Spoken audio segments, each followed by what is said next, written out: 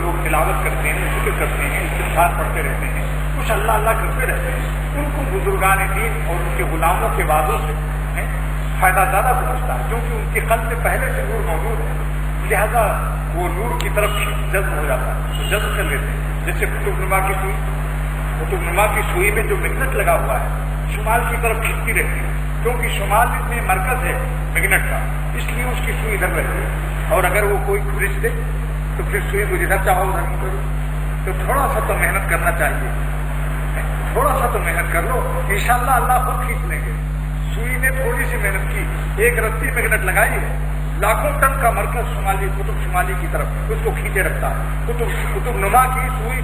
کا رخ کوئی بدل نہیں سکتا، دنیا بدل جائے وہ اس کو بدلو تو فوراً بے چین ہو جائے گی، جب تک اپنا رخ سیدھا نہ کر لے گی سکون نہیں پاتی۔ جو لوگ تھوڑا سا اللہ اللہ کر لیتے ہیں، اللہ والوں کی صحبت میں بیٹھ لیتے ہیں، ان کو اگر معاشرہ اور سوسائٹی اور دنیا والے اگر ان کے رخ کو موڑنا چاہتے ہیں،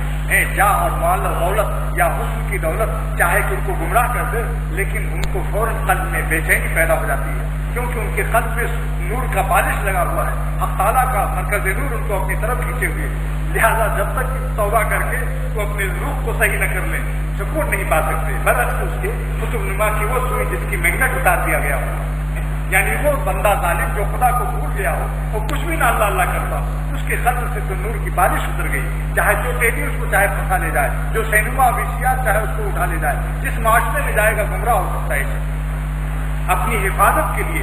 یعنی موقع جہاد میں، جبکہ کتنا خطرناک موقع ہوتا ہے، گردنیں کٹ رہی، اللہ تعالیٰ فرماتے ہیں اذا لقیتم فئۃ، جب تم کسی جہاد میں ہو اور کسی جماعت سے، کافروں کی جماعت سے جنگ کر رہے ہو، تو تم ذرا اس وقت کوئی ٹارگٹ کھا لو، فثبتوا، ثابت قدم رہنا، ڈٹ کے مقابلہ کرنا، فثبتوا، لیکن ثبات قدمی ڈٹ کے قائم رہنے کے لیے طاقت چاہیے دل میں، کوئی سوپ پر اٹھ کا پی لو، بادام کا شیرہ پی لو، خمیرہ موتی کا چاٹ لو، یہ نہیں بتایا اللہ نے۔